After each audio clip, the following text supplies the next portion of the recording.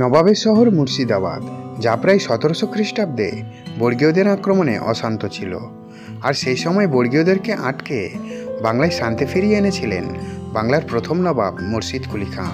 এবং বাংলার সুষ্ঠু শাসনের স্বার্থে তিনি তৎকালীন রাজধানী ঢাকা থেকে সরিয়ে নিয়ে আসেন বাংলার কেন্দ্রে ভাগীরথী নদীর তীরে। এরপর তিনি তার নিজের নামের সাথে মিলিয়ে রাজধানীর নামকরণ করেন মুর্শিদাবাদ। এই শহরের প্রতিটি কোণায় আজও ছড়িয়ে আছে জানা অজানা নানা ইতিহাস। আর এই ইতিহাস জানতে বেরিয়ে পড়লাম নবাবদের এই শহরে।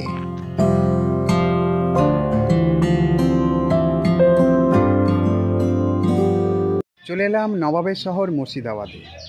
আজকের আমি এই মুর্শিদাবাদ শহরে এসেছি একমাত্র আমার ভাইপোর ক্রিকেট খেলার ম্যাচ আছে, সেই কারণে এখানে এসেছি। আর সেই সুবাদে একটু ফাঁক পেয়ে বেরিয়ে পড়েছি এই ঐতিহাসিক মুর্শিদাবাদ শহরটি এক্সপ্লোর করার জন্য। তো একদিনে এই মুর্শিদাবাদ শহরটি সম্পূর্ণ ঘুরে দেখা সম্ভব নয়। আপনারা একদিনে বা দুদিনে এই মুর্শিদাবাদ শহরের কোন কোন দ্রষ্টব্য স্থান দেখবেন সমস্ত কিছু জানাবো এই ভিডিওর মাধ্যমে। তবে আজকের আমি যতটুকু দেখব সেটাও তুলে ধরবো এই ভিডিওতে, সুতরাং দেখতে থাকুন আর আমার সঙ্গে থাকুন। আমার মুর্শিদাবাদের যাত্রা শুরু হয়েছিল কলকাতা স্টেশন থেকে বিকাল 4:10 কলকাতা টু লালগোলা ধনধান্য এক্সপ্রেসে করে। এই ধনধান্য এক্সপ্রেস সপ্তাহে রবি, মঙ্গল, বৃহস্পতি এবং শুক্রবার করে কলকাতা স্টেশন থেকে ছাড়ে। এছাড়া সপ্তাহে প্রতিদিন কলকাতা স্টেশন থেকে সকাল 6:50 হাজারদুয়ারি এক্সপ্রেস মুর্শিদাবাদের উদ্দেশ্যে রওনা দেয়। তাছাড়া শিয়ালদা স্টেশন থেকে ভাগীরথী এক্সপ্রেস এবং লালগোলা প্যাসেঞ্জার ট্রেনে করেও মুর্শিদাবাদে আসতে পারেন। আপনাদের সুবিধার্থে এই সমস্ত ট্রেনের টাইম টেবিল দিয়ে দিলাম এই ভিডিও স্ক্রিনে। এই সমস্ত ট্রেনের মধ্যে লালগোলা প্যাসেঞ্জার ট্রেন ছাড়া সমস্ত ট্রেনের সেকেন্ড সিটিংয়ের মূল্য 90 থেকে 95 টাকা এবং জেনারেল টিকিটের মূল্য 75 টাকা। লালগোলা প্যাসেঞ্জার ট্রেনের স্লিপার কোচের টিকিটের মূল্য 100 টাকা। আপনারা যারা কলকাতা থেকে হাজারদুয়ারি দেখতে আসবেন, এই মুর্শিদাবাদ স্টেশনে নেমে স্টেশনের বাইরে আসলে প্রচুর টোটো, অটো পেয়ে যাবেন। এখান থেকে একটি টোটো বা অটো রিজার্ভ করে একদিনের জন্য এই মুর্শিদাবাদের দ্রষ্টব্য স্থানগুলো ঘুরে দেখে নিতে পারবেন। এখান থেকে একদিনের জন্য টোটো রিজার্ভের ভাড়া নেবে 600 থেকে 700 টাকা। আর যদি একটু দরাদরি করেন তাহলে দামটা একটু কমতে পারে। তবে আমি একদিনের মুর্শিদাবাদ ভ্রমণের জন্য 600 টাকায় টোটো রিজার্ভ করেছিলাম জিয়াগঞ্জ থেকে। যেহেতু আমার ভাইপোর ক্রিকেট ম্যাচ জিয়াগঞ্জে ছিল, তাই এখান থেকেই টোটো রিজার্ভ করেছিলাম। একদিন বা 2 দিন মুর্শিদাবাদ ভ্রমণে কোন কোন জায়গা কভার করতে পারবেন এবার সেটাই শেয়ার করি। আপনাদের মুর্শিদাবাদ ভ্রমণ যদি একদিনের হয় তাহলে ঘুরে দেখে নিতে পারেন কাঠগোলা বাগান, জগৎ শেঠের বাড়ি, নসিপুর রাজবাড়ি, নসিপুর আখড়া, মির্জাফরের বাসস্থান, মির্জাফর বংশের 1100 কবর, আজিমুন্নেসা বেগমের সমাধি, হাজারদুয়ারি প্যালেস, মতিঝিল, কাটরা মসজিদ, জাহানকোষা কামান এবং ফৌতি মসজিদ। আর যদি মুর্শিদাবাদ ভ্রমণ 2 দিনের হয় তাহলে দ্বিতীয় দিন ঘুরে দেখে নিতে পারেন খোশবাগ, হীরাঝিল, রোশনীবাগ, ডাহাপাড়া ধাম, কিরিটেশ্বরী মন্দির এবং রানী ভবানীর চারবাংলা মন্দির। আজ আমার মুর্শিদাবাদ ভ্রমণের প্রথম গন্তব্য কাঠগোলা বাগান।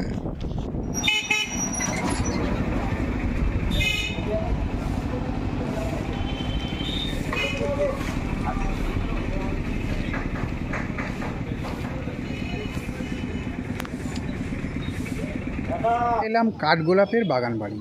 তবে এই বাগান বাড়ির নাম নিয়ে দ্বিমত রয়েছে। অনেকে বলেন এটা কাঠগোলাপের বাগান বাড়ি, আবার অনেকে বলেন কাঠগোলা বাগান বাড়ি। যাই হোক, হয়তো কাঠগোলাপ নাম নিয়েই পরবর্তী সময়ে নাম পরিবর্তিত হয়ে কাঠগোলা বাগান বাড়ি হয়েছে। তো বাগান বাড়ির ভিতরে যাই, দেখি কি কি দেখার আছে এবং আপনাদেরও সমস্ত কিছু ঘুরে দেখাবো। কাঠগোলা বাগান বাড়ির ভিতরে ঢুকতেই কিন্তু বেশ একটা পরিবেশটা নিরিবিলি, শান্ত, আর চারিদিকে আম গাছ এবং আরও অন্য প্রকারের গাছ রয়েছে, আমি ঠিক জানি না, কিন্তু বেশ ভালো লাগছে এবং আপনাদেরও ভালো লাগবে।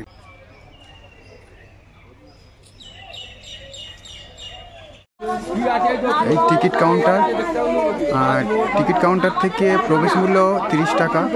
এবার টিকিট কাটবো আর ভিতরে যাব। আমি টিকিট কাটলাম, টিকিট মূল্য নিল 30 টাকা। এই টিকিট কাউন্টার থেকে 30 টাকার টিকিট কেটে আপনারা ভিতরে প্রবেশ করতে পারবেন। আর 100 টাকায় গাইড নিয়ে জানতে পারেন এই কাঠগোলা বাগানের ইতিহাস। এই বাগান বাড়ির আপনারা প্রত্যেকের নাম শুনে এলেন কাঠগোলা বাগান। এই বাগান বাড়ির ভালো নাম কাঠ গোলাপের বাগান বাড়ি। এটা কোনো নবাবদের নয়। মেন গেট ঢোকার সময় দুটো ঘোড়ার উপরে স্ট্যাচু দেখেছেন বসে আছে, আর এই কাউন্টারের পাশে দেখুন দুটো। এরা 4 ভাই, এরা জাতিতে জৈন। 1870 সালে রাজস্থান থেকে মুর্শিদাবাদে এসেছিল ব্যবসা করার জন্য। সে সময় নবাব ছিল নাজিম হুমায়ুন। তার কাছ থেকে এই 260 বিঘে জমিটা কিনে নিয়ে গোলাপ ফুলের চাষ আর কাঠের ব্যবসা করে এই বাগান বাড়ির নাম রাখা হয়েছিল কাঠ গোলাপের বাগান বাড়ি। যিনি বানিয়েছিল তার নাম রাজা লক্ষ্মীপদ সিং দুগ্যার। লক্ষ্মীপদ, মহিপদ, ধনপদ, জগৎপদ 4 ভাই, কিন্তু এদের গোলাপের চাষ আর কাঠের ব্যবসা ছিল লোক দেখানো কারবার। আসল কারবার ছিল সোনা দানা হিরে পান্নার। সে সময় পুরো ইংরেজ পিরিয়ড। ইংরেজ সরকারকে ফাঁকি দিয়ে ব্যবসা করার জন্য এরা একটা সুড়ঙ্গ রাস্তা বানিয়েছে, আমি দেখাবো। বড় যে গেট দিয়ে প্রবেশ করে এলেন ওই গেটটিকে বলা হতো নহবত খানার গেট। রাজা নবাবরা বাগান বাড়ি প্রবেশ করলে ওই গেটের ওপর থেকে নহবত বাজনা বাজিয়ে তাদেরকে সম্মান জানানো হতো। এখন নবাব গেছে মোড়ে, হাতি গেছে সরে, একটাই গেট, টিকিটের 30 টাকা রেট, বাইরে আছে গাড়ি। চলুন তাড়াতাড়ি।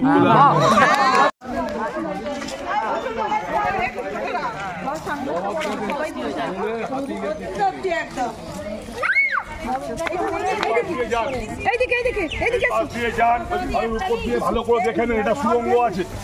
ওই ঘরের উপরে উঠবেন, ভালো করে দেখে নেন, তারপর আমি গল্পটা বলে দিচ্ছি। দেখে ডান দিকে নেমে যাবেন, এটা সুড়ঙ্গ রাস্তা আছে।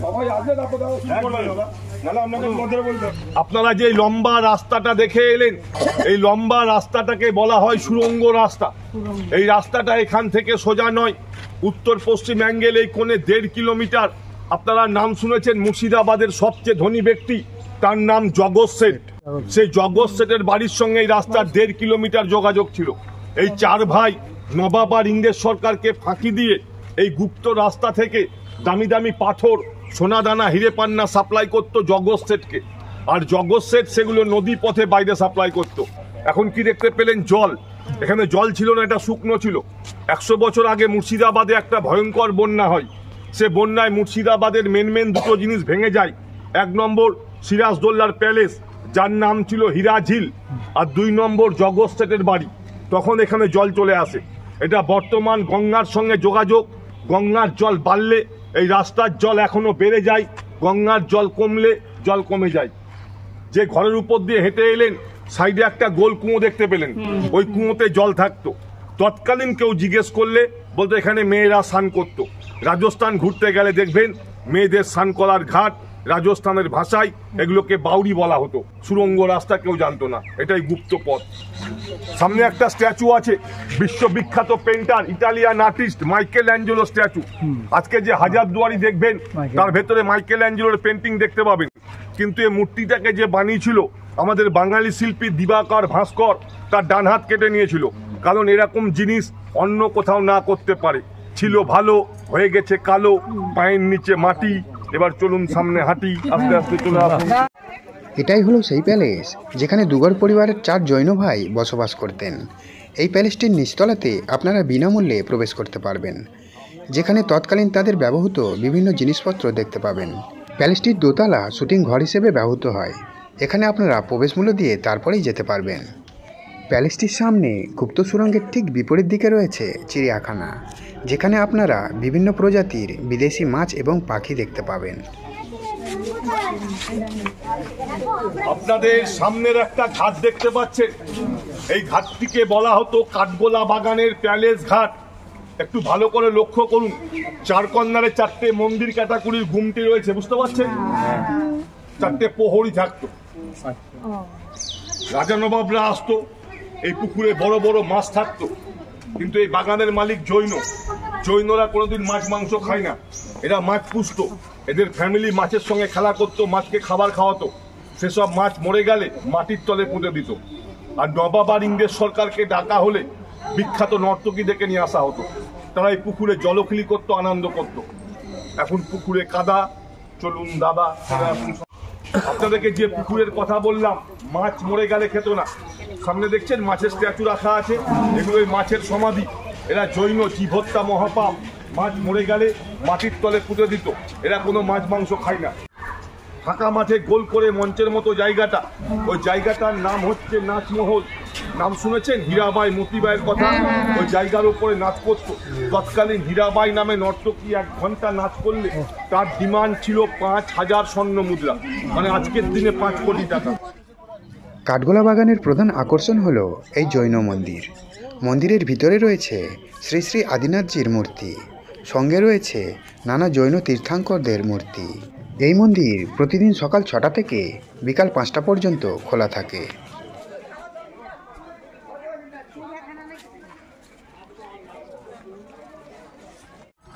মুর্শিদাবাদের ইতিহাস জানতে ভিডিওটি একটু দীর্ঘ হতে পারে, তবে তার জন্য আপনারা প্লিজ বোরিং হবেন না। আর ভিডিওটি যদি ভালো লাগে তাহলে আমার চ্যানেলটিকে সাবস্ক্রাইব করে রাখবেন, কারণ আপনাদের একটি সাবস্ক্রাইব আমার পরবর্তী ভিডিওগুলি বানাতে অনেকটাই মোটিভেট করবে। যাই হোক, কাঠগোলা বাগান দেখে এবার আমি রওনা দিলাম জগৎ শেঠের বাড়ি দেখতে। এই হলো জগৎ শেঠের বাড়ি। আমি ভিতরে প্রবেশ করব এবং আপনাদেরও দেখাবো সমস্ত কিছু।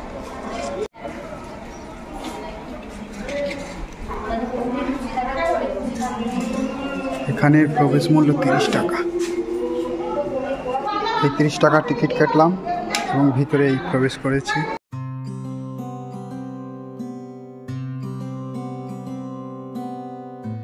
আমি এখন আছি জগৎ শেঠের বাড়িতে।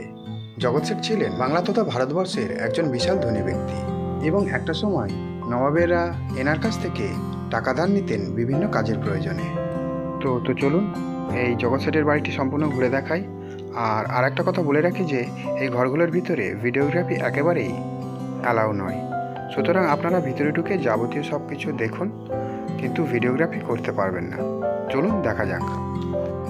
নবাব সিরাজের বিরুদ্ধে ষড়যন্ত্রে মির্জাফরের পরে আসে জগৎ শেঠের নাম। অষ্টাদশ শতকে বাংলার ইতিহাসে ধনী ব্যক্তি জগৎ শেঠ কোনো একজন ব্যক্তির নাম ছিল না।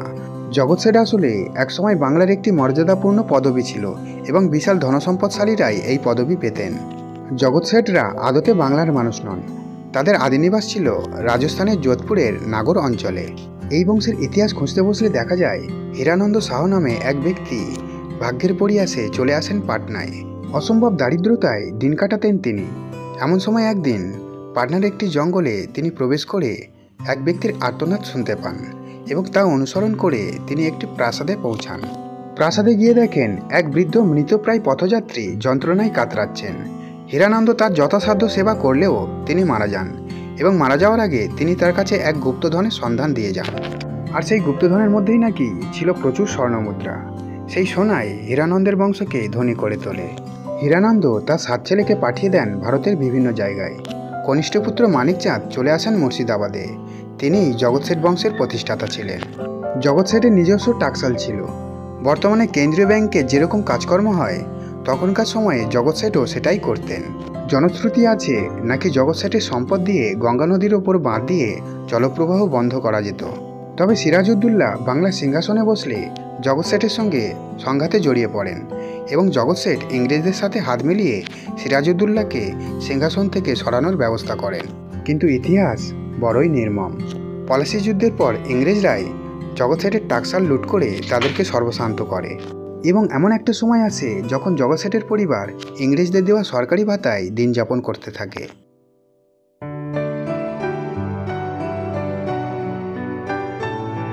এই জগৎ শেঠের বাড়ি একসময়ে বাংলার অর্থনৈতিক প্রতীক ছিল।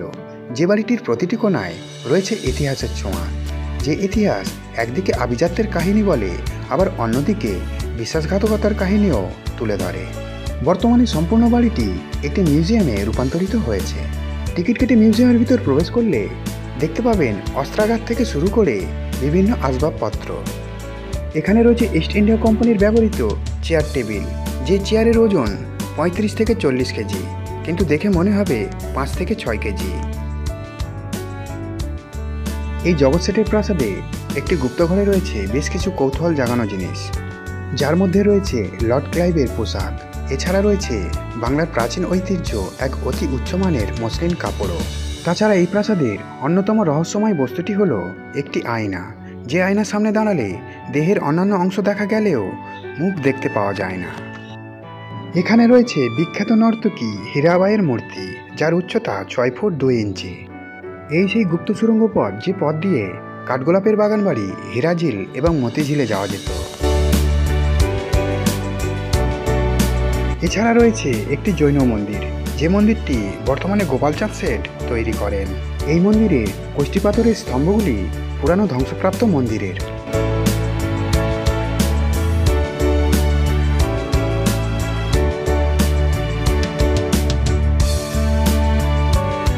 আমি এখন আছি ঐতিহাসিক নাসিপুর রাজবাড়ি। ভিতরে প্রবেশ করব এবং আপনাদের দেখাবো কি কি আছে। তো চলুন দেখা যাক।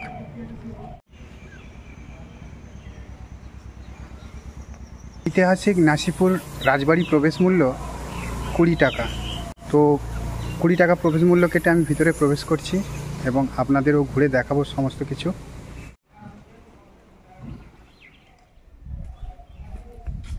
ঐতিহাসিক নাসিপুর রাজবাড়ি প্রবেশ করেই 50 টাকায় নিয়ে নিলাম একটি গাইড এবং গাইডের মুখে শুনে নেব এই রাজবাড়ির ইতিহাস। বাড়িটা এসে ঢুকলেন, বাড়ির নাম হচ্ছে আপনার নসিপুরের রাজবাড়ি। এই বাড়ির মালিক দেবী সিং, আর দেবী সিং ছিলেন ট্যাক্স কালেক্টর, খাজনা আদায় করতেন। জোর করে খাজনা আদায় করতো বলে ইতিহাসে পাতায় ডাকাত বলা হতো। এইদিকে দেখুন, যে বাড়িতে ঢুকলেন, এই বাড়িরই এটা ফ্রন্ট সাইডের নকশা কিংবা মডেল। এটা 250 গ্রাম শোলা আর কাগজকে কেটে কেটে বানিয়েছিলেন। এটা বানাবার পর তিনি দিল্লিতে নিয়ে যান, একটা এক্সিবিশনে উনি ফার্স্ট প্রাইজ পেয়েছিলেন।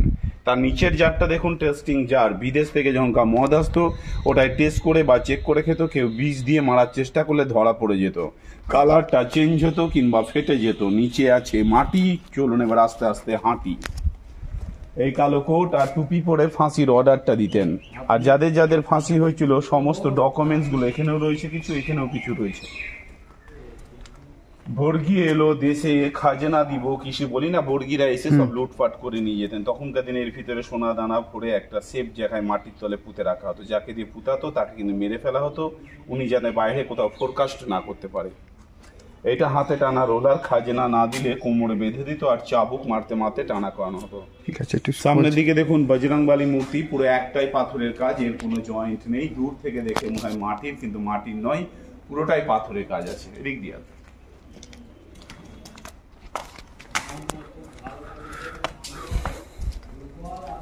এই ফাঁকা গার্ডেনটা দেখছেন, এই যে লোহার ল্যাম্পপোস্টটা, এগুলো চারদিকে 4টি থাম ছিল, চারদিকে বেলজিয়াম কাজ দিয়ে ঘেরা ছিল, তলে শ্বেত পাথর দিয়ে বাঁধানো ছিল। এই জায়গাটা ছিল নাচমহল, এখানে বিভিন্ন রকম বাইজিদের নাচানো হতো। শোনা যায় তখনকার দিনের সব থেকে সুন্দরী ছিলেন হীরাবাই, যার এখানে এক নাইটে নাচতে পারলে 5000 স্বর্ণ মুদ্রা ডিম্যান্ড ছিল। জায়গাটাই ছিল নাচমহল, এখন হয়ে গেছে ফাঁকা মহল। বাইরে আছে গাড়ি, চলুন তাড়াতাড়ি। এইটার নাম বলা হয় দরবার হল, মানে বিচার সভা। এখানে বিচার করতেন, সে বিচারে যাদের ফাঁসির অর্ডার হতো, ওই ভাঙা ঘরগুলো দেখছেন, ওগুলোই ছিল জেলখানা, মানে বন্দি করে রাখতেন। রীতি রকম অত্যাচার টর্চারিং করার পর তাদেরকে আজকে ফাঁসি ঘরে ফাঁসিতে দিতেন। আপনি তো ফাঁসি ঘরটা দেখেন, প্লেট দিয়ে বন্ধ করা আছে। এটাই ছিল ফাঁসি ঘর, এখন হয়ে গেছে ফাঁকা ঘর। পিছনে আছে বাগান। এবার সবাই সামনে আগান, এগিয়ে আসুন।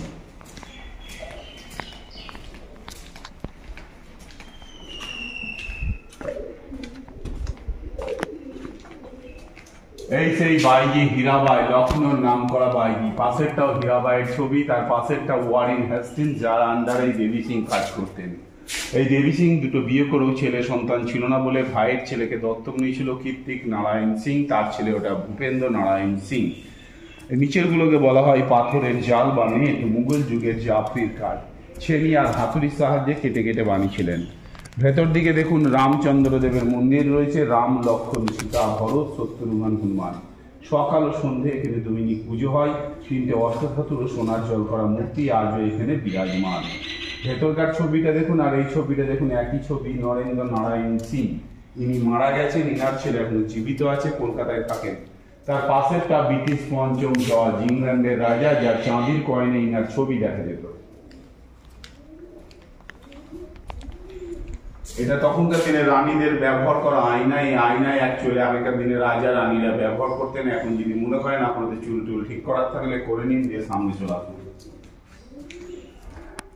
এদিকে দেখুন রাধা কৃষ্ণ রয়েছে, জগন্নাথ বলরাম সুভদ্রা গোপাল আছে, নারায়ণ শিলা রয়েছে। প্রত্যেক দিন নিত্য পুজো হয় এখানে, ঝুলনের সময় সাজানো হয়।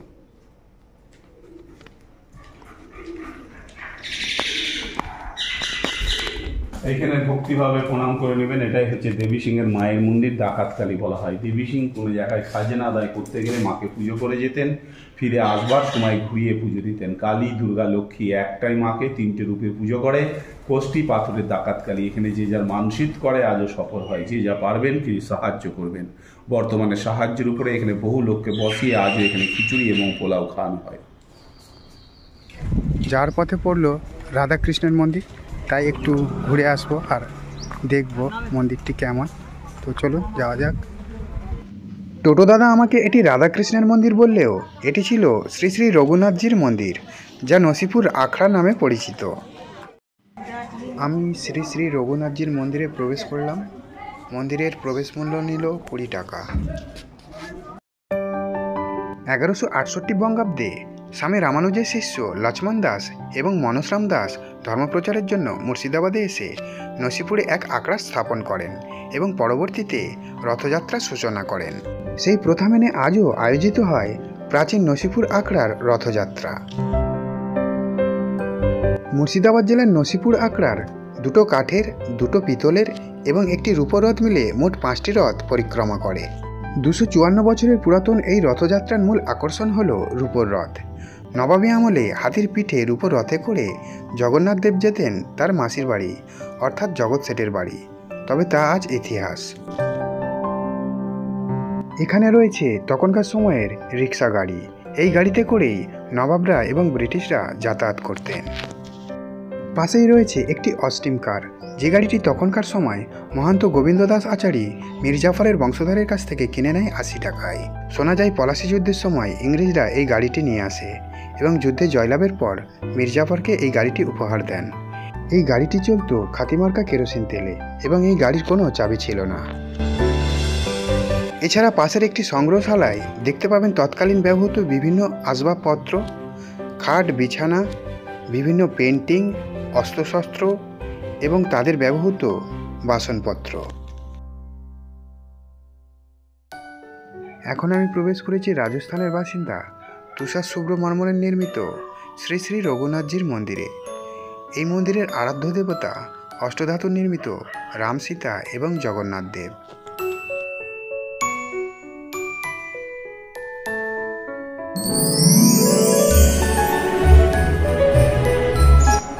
বাড়ি কোথায়? বাড়ি কলকাতা।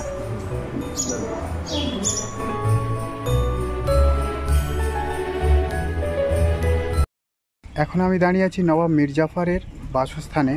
এখানে সাধারণ মানুষের প্রবেশ নিষেধ, তবে আমি ভিতরে প্রবেশ করে যতটুকু দেখার আপনাদের দেখাবো। মির্জাফরের প্রাসাদের এই সেই প্রধান ফটক, যা বিশ্বাসঘাতকতার প্রতীক হিসাবে পরিচিত। পলাশী যুদ্ধের সময় মির্জাফর ইংরেজদের বিরুদ্ধে না গিয়ে তাদের সঙ্গে যোগ দেন, তাই এই ফটকটিকে নিমকহারাম দেউড়ি বলা হয়। বাংলার শেষ স্বাধীন নবাব সিরাজউদ্দৌলার সঙ্গে বিশ্বাসঘাতকতা করে মীরের নির্দেশেই এই প্রাসাদের ভিতরে তাকে খুন করা হয়, এমনটাই বোঝানো হয় স্থানীয় গাইড এবং টাঙ্গা চালক দ্বারা। তবে ইতিহাসবিদদের একাংশের মত, সিরাজকে এখানে বন্দি করে রাখা হলেও তাকে খুন করা হয়েছিল হেরাজিলে, যার একটা বিশাল অংশ এখন তলিয়ে গিয়েছে ভাগীরথীতে। লালবাগের জাফরগঞ্জে মির্জাফরের এই প্রাসাদ এখন পড়ে রয়েছে অবহেলায়। স্থানীয় লোকেরা এই প্রাসাদটিকে এখন নিমকহারাম দেউড়ি নামেই চেনে। মির্জাফরের পুরানো সেই প্রাসাদ এখন আর নেই। এখন এখানে রয়েছে 2টি ভবন। ভবন দুটি আসলে ইমামবাড়া, যা প্রায় সবসময়ই বন্ধ থাকে। নিমকহারাম দেউড়ি দেখার পর আমার পরবর্তী গন্তব্য নবাব মির্জাফর পরিবারের 1100 জনের ঐতিহাসিক কবর।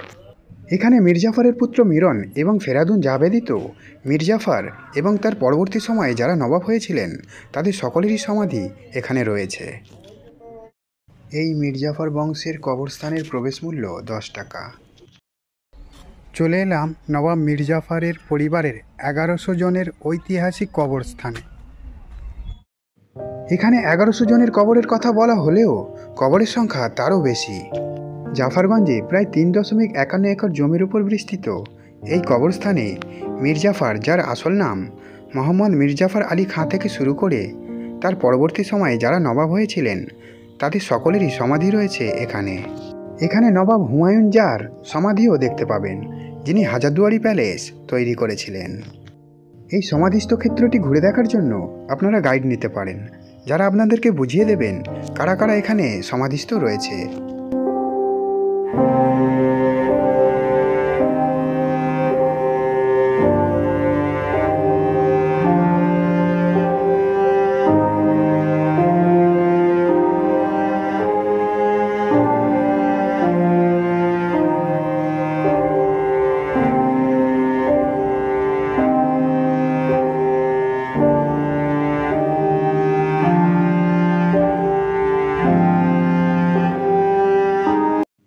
চলে এলাম আজিমুন্নেসা বেগমের সমাধিক্ষেত্রে।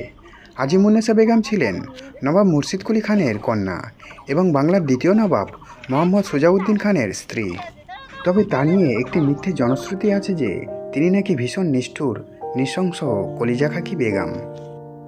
তিনি যখন একটি কঠিন রোগে আক্রান্ত হয় তখন কবিরাজ তাকে প্রতিদিন একটি করে মানব শিশুর কলিজা খাওয়ার পরামর্শ দেন এবং রোগ থেকে মুক্তি পাওয়ার পরও তিনি মানব শিশুর কলিজা খেয়ে যেতেন। এই খবর জানতে পেরে তার স্বামী সুজাউদ্দিন খান তাকে সিঁড়ির নিচে জীবন্ত কবর দিয়েছিলেন। এই সব কিছুই সম্পূর্ণ মিথ্যে। এই কথাগুলির ঐতিহাসিক সত্যতা বিন্দুমাত্র নেই। আজিমুন্নেসা বেগম মারা যাওয়ার 100 বছর পর অবধি কোনো টেক্সটে এই ধরনের কথার উল্লেখ নেই। এর ঐতিহাসিক ভিত্তি বলতে কিছুই নেই, বরং তিনি ছিলেন একজন ধর্মপ্রাণা মহিলা। 1734 সালে তিনি এখানে একটি মসজিদ নির্মাণ করেন, কিন্তু পরবর্তী সময়ে ভাগীরথী নদীর জলে কিছুটা অংশ ভেসে যায় এবং সামান্য কিছুটা অবশিষ্ট থাকে। আপনারা আজিমুন্নেসা বেগমের সমাধিক্ষেত্রে আসলে দেখতে পাবেন তার সমাধি সিঁড়ির নিচে সমাধিস্থ করা আছে, যাতে যারাই সিঁড়ির নিচে বা ওপরে যাবে তারা তা পদদলিত করতে পারে। তার পিতা মুর্শিদ কুলি খাঁর সমাধিও কিন্তু কাটরা মসজিদের সিঁড়ির নিচে রয়েছে। এটা ছিল মুর্শিদ কুলি খানের নিজস্ব পছন্দের বিষয়, তাই হয়তো আজিমুন্নেসা বেগমের সমাধিও সিঁড়ির নিচে সমাধিস্থ করা আছে। আজিমুন্নেসা বেগমের সমাধি দেখে এবার আমি চলে এলাম মুর্শিদাবাদ, যার জন্য সবচেয়ে বিখ্যাত সেই জনপ্রিয় দ্রষ্টব্যস্থান হাজারদুয়ারি প্যালেসে। সত্যি বলতে কি, মুর্শিদাবাদের সঙ্গে এখন হাজারদুয়ারির নাম অতপ্রতভাবে জড়িত, তাই হয়তো কলকাতা থেকে মুর্শিদাবাদ যাওয়ার জন্য একটি ট্রেনের নাম এই প্রাসাদের নামেই হাজারদুয়ারি এক্সপ্রেস রাখা হয়েছে। 1977 সালে আর্কিওলজিক্যাল সার্ভের অধীনে আসা এই প্রাসাদটি এখন সম্পূর্ণরূপেই একটি মিউজিয়াম, যা আমাদের দেশের প্রধান মিউজিয়ামগুলির মধ্যে একটি। হাজারদুয়ারি টিকিট কাউন্টার থেকে টিকিট কাটলাম। টিকিট মূল্য নিল 25 টাকা। এখানে অনলাইন টিকিট বুকিংয়ের একটা সিস্টেম ছিল, সেটা দেখতে পেলাম না, তাই অফলাইনেই কাটলাম। হাজারদুয়ারি প্যালেসটি নির্মিত হয় 1829 থেকে 1837 সালের মধ্যে নবাব হুমায়ুন জাহর আমলে। প্যালেসটির নির্মাণ কাজ শুরু হয় 1829 সালের 9ই আগস্ট এবং শেষ হয় 1837 সালের ডিসেম্বর মাসে। স্থাপত্যে ছিলেন ডানকান ম্যাকলিওড কোম্পানি। রাজকীয় এই প্যালেসটি তৈরি হয়েছিল নবাবের বাসস্থান এবং তখনকার সময়ের সরকারি কাজকর্ম করার জন্যে। প্যালেসটির মূল প্রবেশপথের সামনেই রয়েছে দুটি সিংহের মূর্তি, আর ওপরে ওঠার জন্য রয়েছে 36টি সিঁড়ি। এই প্রাসাদের আশেপাশে সামনে পিছনে মোট 52টি থাম আছে এবং প্রাসাদটির ভিতর 100টারও বেশি বিশাল বিশাল ঘর রয়েছে। এই প্রাসাদের 1000টি দরজার মধ্যে 900টি আসল এবং 100টি নকল। চলে এলাম হাজারদুয়ারি প্যালেসে। মুর্শিদাবাদের যতগুলো দ্রষ্টব্যস্থান আছে তার মধ্যে সব থেকে জনপ্রিয় এই হাজারদুয়ারি প্যালেস। তো আমি এই হাজারদুয়ারি প্যালেসের ভিতরে যাব, এর ভিতরে কি কি আছে দেখব। তবে একটা কথা বলে রাখি, এর ভিতরে ভিডিওগ্রাফি একেবারেই নিষিদ্ধ। তো ভিতরে আমি যা যা দেখব আমি এসে বলবো, আপনাদেরকে জানাবো কি কি আছে ভিতরে। তো দেখা যাক, আর ভিতরে যাই দেখি কি কি আছে। তো চলুন দেখা যাক। মুর্শিদাবাদ ভ্রমণে আসলে এই হাজারদুয়ারির পাশে প্রচুর হোটেল পেয়ে যাবেন, যেখানে একদিন বা দুদিন থেকে এই মুর্শিদাবাদ শহরটিকে সম্পূর্ণ ঘুরে দেখে নিতে পারবেন। আমি কয়েকটি হোটেলের নাম এবং ফোন নাম্বার ভিডিও ডেসক্রিপশানে দিয়ে দিলাম, প্রয়োজন হলে দেখে নিতে পারেন। এই হাজারদুয়ারি প্যালেসের মধ্যে প্রবেশ করলাম। ভেতরে অনেক রকমের ঐতিহাসিক দেখার জিনিস রয়েছে, যেমন বিভিন্ন প্রকার আসবাবপত্র, অস্ত্রাগার, ঝাড়বাতি, বড় বড় পেন্টিং, এরকম আরও কিছু দেখার জিনিস রয়েছে, যেগুলো দেখতে অনেকটা সময় লাগবে। আপনারা যখন এর ভিতরে প্রবেশ করবেন হাতে সময় নিয়ে প্রবেশ করবেন, ভালো করে দেখতে হলে অনেকটা সময় লাগে, সুতরাং হাতে নিয়ে সময় নিয়েই প্রবেশ করবেন।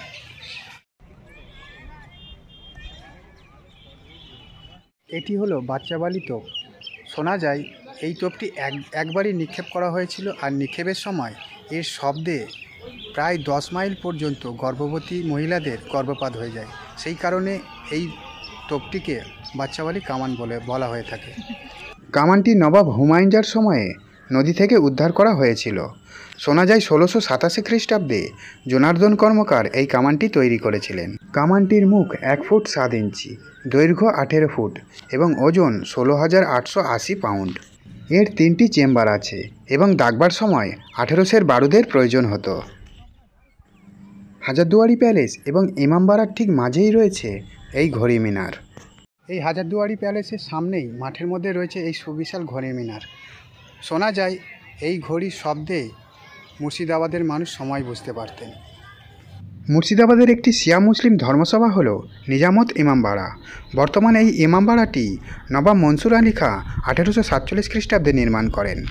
1842 এবং 1846 সালের অগ্নিকাণ্ডে নবাব সিরাজউদ্দৌলার নির্মিত ইমামবাড়াটি ধ্বংস হয়ে যাওয়ার পর এটি নির্মিত হয়। এই হলো হাজারদুয়ারি প্যালেস, আর এই হাজারদুয়ারি প্যালেসের ঠিক বিপরীত দিকে রয়েছে ইমামবাড়া। এই ইমামবাড়া এখন সাধারণ মানুষের জন্য প্রবেশ নিষেধ, তবে মহরমের সময় সাধারণ মানুষকে প্রবেশ করতে দেওয়া হয়। আর এই মহরমের সময় মেলাও বসে, মেলার সময় খুব আনন্দ উপভোগ করেন ভিতরে প্রবেশ করে। তো আপনারাও মহরমের সময় আসুন, ইমামবাড়ায় প্রবেশ করতে পারবেন। হাজারদুয়ারি প্যালেস এবং ইমামবাড়ার ঠিক মাঝে রয়েছে সাদা রঙের এই মদিনা। নবাব সিরাজউদ্দৌলার তৈরি এই মদিনাতে মক্কা থেকে আনা পবিত্র মাটি রয়েছে, যাতে দরিদ্র মুসলিমরা এই মদিনাকে স্পর্শ করে মক্কার পবিত্র মাটির স্পর্শ পায়। হাজারদুয়ারি প্যালেস দেখে এবার আমি চলে এলাম মতিঝিলে। মতিঝিল ছিল তখনকার সময়ে ব্রিটিশ শাসনের জন্মস্থান এবং ভাগীরথী নদীর একটি পুরানো শস্যভূমি থেকে গঠিত 350 একর আয়তনের একটি অক্সবো হ্রদ। আমি মতিঝিলে প্রবেশ করছি। মতিঝিলে প্রবেশ করার জন্য টিকিট মূল্য নিল মাথাপিছু 30 টাকা। নবাবী আমলে এখানে প্রচুর মুক্ত চাষ করা হতো, যে কারণে এর নাম মতিঝিল রাখা হয়েছে। এই ঝিলটি ইউনো মার্গারিটিফেরা প্রজাপতির সোনালী মুক্ত উৎপাদনের জন্য বিখ্যাত ছিল। মতিঝিল মুর্শিদাবাদ জেলার একটি গুরুত্বপূর্ণ পর্যটন কেন্দ্র। এখানে নবাবী আমলের বিভিন্ন স্থাপত্যের নিদর্শন লক্ষ্য করা যায়, যেমন মতিঝিল প্রাসাদ, ঘসেটি বেগমের প্রাসাদ এবং মতিঝিল মসজিদ। এছাড়া মতিঝিল একটি পাখির অভয়ারণ্য হিসাবেও পরিচিত। শীতকালে এখানে বিভিন্ন দেশ থেকে পরিযায়ী পাখি আসে, যা পর্যটকদের কাছে একটি আকর্ষণীয় বিষয়। মতিঝিলে প্রবেশ করলাম, তবে এই মতিঝিলটি সম্পূর্ণ ঘুরে দেখাতে আমি পারবো না, কারণ আমার হাতে অনেকটাই সময় কম। এই মতিঝিলটি সম্পূর্ণ ঘুরে দেখতে বেশ কিছু সময় লাগবে।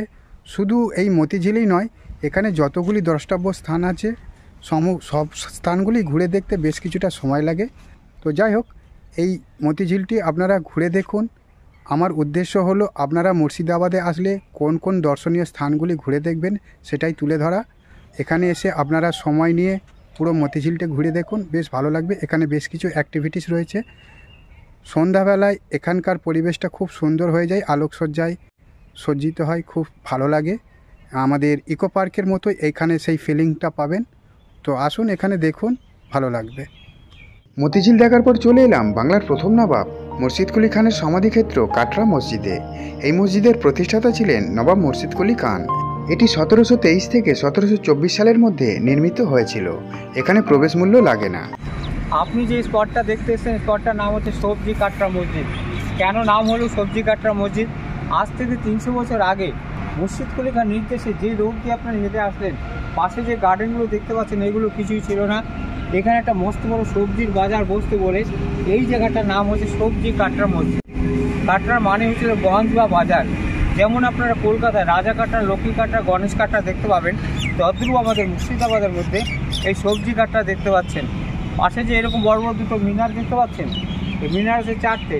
1897 খ্রিস্টাব্দের সামনে দুটো ভূমিকম্পে ভেঙে যায়, সেটা আমরা সামনে গেলে দেখাবো।